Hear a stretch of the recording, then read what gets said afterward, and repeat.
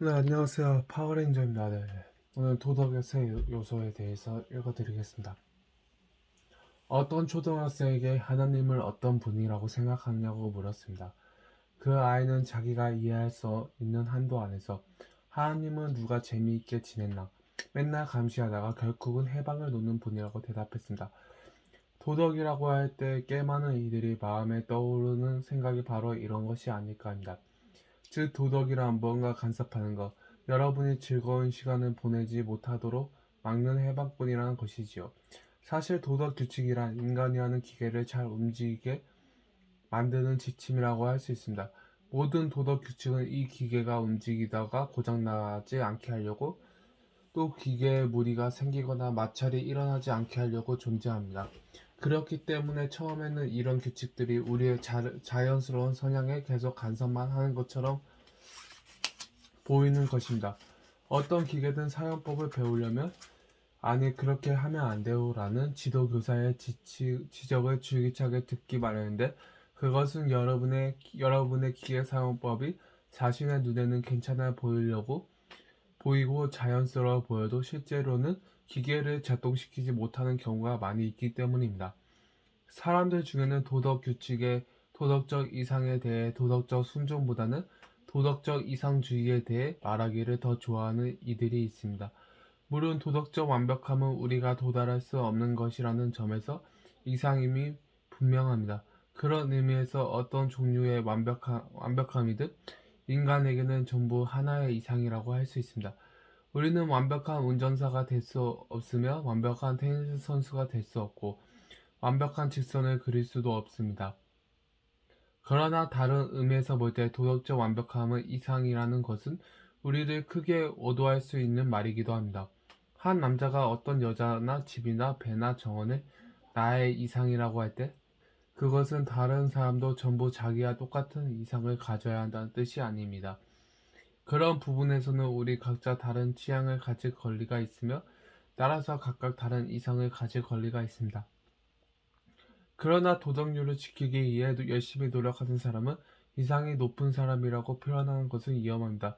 이 표현은 도덕적 완벽함이란 개인의 사적인 취향으로서 나머지 사람들도 그것을 공유할 필요는 없다고 생각하게 만들 가능성이 있기 때문입니다. 이런 오해는 큰 피해를 불러옵니다. 완벽하게 행동하는 것은 완벽하게 기어를 조작하는 것만큼이나 어려운 일일 수 있습니다. 그러나 차의 속성상 운전하는 사람이라면 누구나 완벽한 기어 조작을 이상으로 삼게 되어 있듯이 인간의 속성상 인간이라면 누구나 완벽한 행동은 필수적인 이상으로 삼게 되어 있습니다.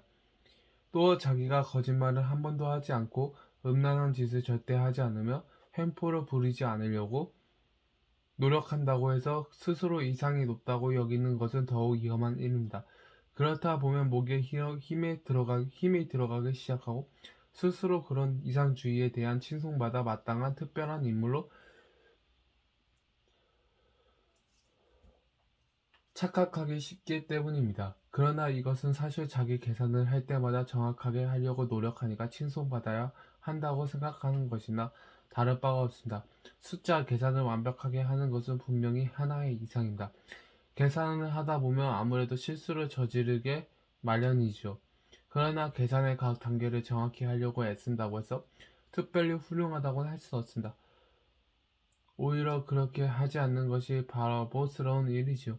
실수를 저지르면 결국 자기가 불편해지는 것이니까요. 마찬가지로 도덕적으로 실수를 저지르면 나중에 자기 자신은 물론이고 다른 사람들에게까지 불편을 끼칠 수 있습니다. 이상이나 이상주의 대신 규칙과 순종에 대해 이야기하면 이 사실을 스스로 상기시키는 데 도움이 됩니다. 이젠 한 걸음 더 나아가 봅시다. 인간이라는 기계는 두 가지 방식으로 잘못될 수 있습니다. 하나는 개인들이 각기 따로 놀거나 충돌함으로써 서로에게 해를 입히는 경우로서 속임수를 쓰거나 행포를 부릴 때 이런 일이 일어납니다.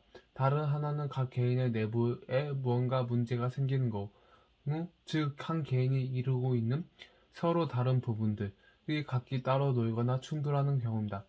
인간은 평대를 지어 항해하는 성단에 비유하며 이 점이 더 명확히 이해가 될 것입니다.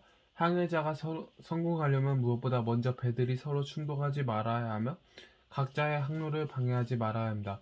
둘째로 각각의 배들을 항해에 적합한 조건을 갖추어야 하며 양호한 엔진 상태를 유지해야 합니다.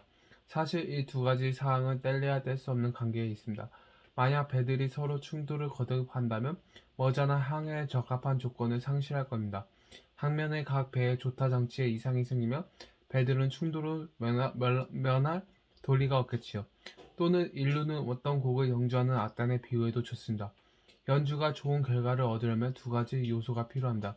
즉, 각 연주자들의 악기가 잘 조율되어 있어야 하며 각각의 악기는 다른 악기들과 잘 융화될 수 있도록 정확한 순간에 소리를 내야 합니다.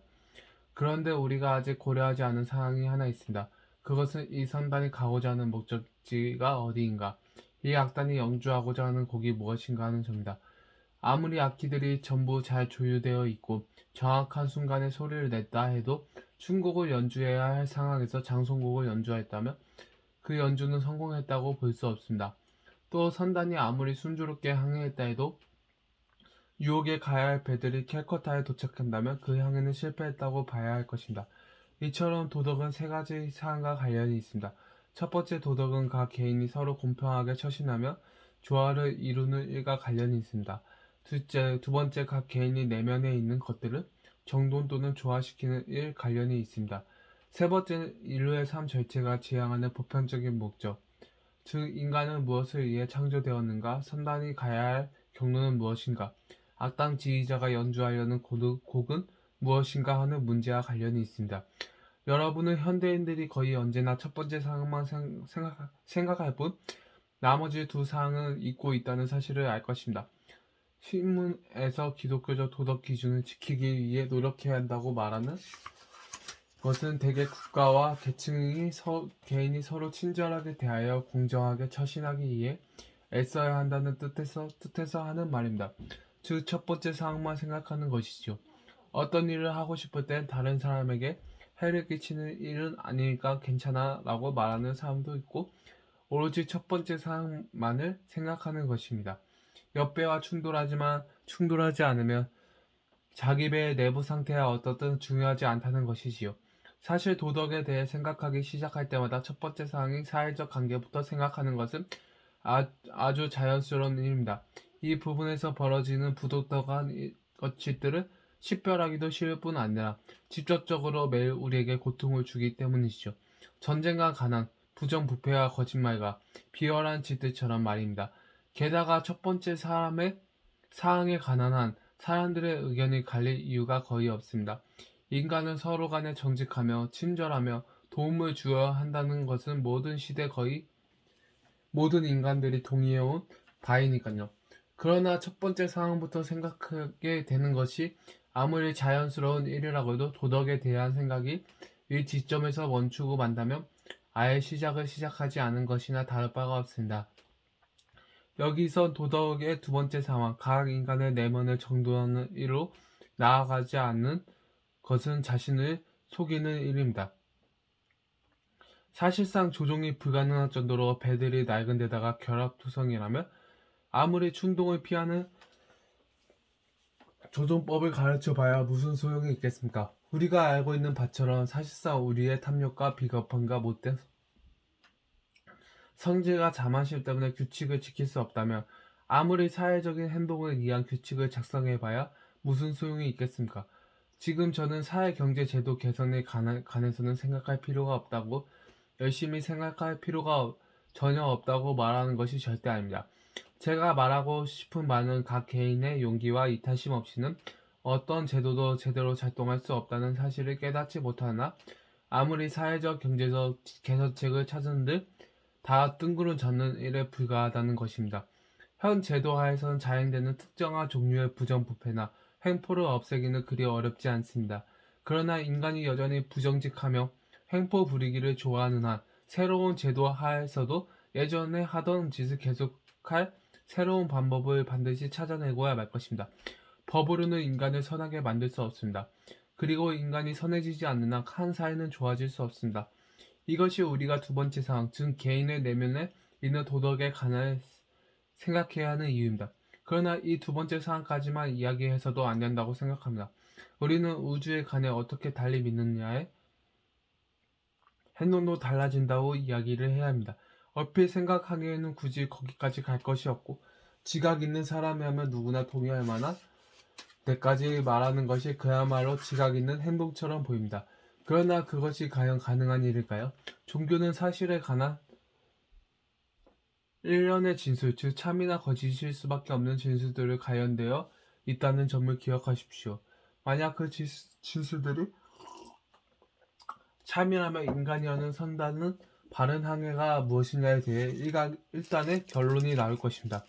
물론 그 진술들이 거짓이라면 아주 딴판의 결론이 나오겠죠. 예를 들어 다른 사람에게 해가 되지 않는 이런 잘못이라고 할 수 없다고 말하는 사람의 경우를 다시 생각해 봅시다. 그는 주변의 다른 배에 손상을 입혀서는 안 된다는 점을 잘 이해하고 있지만 솔직히 자기 배는 자기 마음대로 해도 좋다고 생각합니다. 그러나 그 배가 그의 소유나 아니냐에 따라 사정은 크게 달라지지 않겠습니까? 이렇다면 내 몸과 마음의 영주나 아니면 진짜 영주에게 그것들을 빌릴 소작인에게 불과하냐에 따라 사정은 크게 달라지지 않습니다. 만약 누군가 다른 존재가 자신의 목적을 위해 나를 만들었다면 내가 단순히 내 것일 경우에는 부과되지 않았을 많은 의무를 감당해야 할 것입니다. 게다가 기독교는 모두 인간은 영원히 산다고 주장하는데 이게 역시 참 아니면 거짓입니다.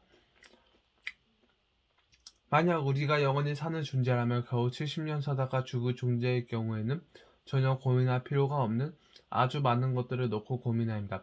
예컨대 지금 나의 못된 성질과 시기심 점점 심해지고 있다고 하십니다. 이것은 점차 진행되는 일이므로 70년이 지난다는데 눈에 확 트일 정도로 심해지지는 않을 것입니다. 그러나 이 일이 100만 년 동안 계속된다면 그야말로 완벽한 지옥이라 하지 않을 수 없겠지요. 기독교가 참이라면 지옥이야말로 이 상태를 정확하게 꼬집어주는 용어라 할 것입니다. 인간이 불멸하다는 믿음은 또 다른 차이도 만들어내는데 이 차이는 전체주의와 민주주의 간의 차이와 관련이 있습니다. 만약 각 개인이 겨우 70년만 살다가 죽는다면 아마 1000년 동안은 계속될 국가나 민족이나 문명이 개인보다 더 중요할 것입니다. 그러나 기독교가 참여하면 영원히 살 인간에 비해 국가나 문명의 생명은 겨우 한순간에 불과하므로 각 개인은 국가나 문명보다 단순히 더 중요한 존재에 그치는 것이 아니라 아예 비교가 불가능할 정도로 중요한 존재로 결성됩니다. 이처럼 도덕에 관해 생각할 때는 이 세 가지 분야를 모두 생각합니다. 즉 인간과 인간의 관계, 각 인간의 내부에 있는 것들, 인간과 인간을 만든 힘과 관계를 생각해야 하는 것입니다. 첫 번째 분야에서는 우리가 모두가 협력할 수 있습니다. 불일치는 두 번째 분야에서 생겨나 세 번째 분야에서 좀 더 심각해집니다. 세 번째 분야에선 기독교의 도덕과 비기독교 도덕 사이에 주된 차이가 생겨납니다. 저는 기독교적 관점에서 제3부의 나머지 부분을 진행해 나가면서 기독교가 참일 경우에 펼쳐지는 전경을 조망할 생각입니다. 감사합니다.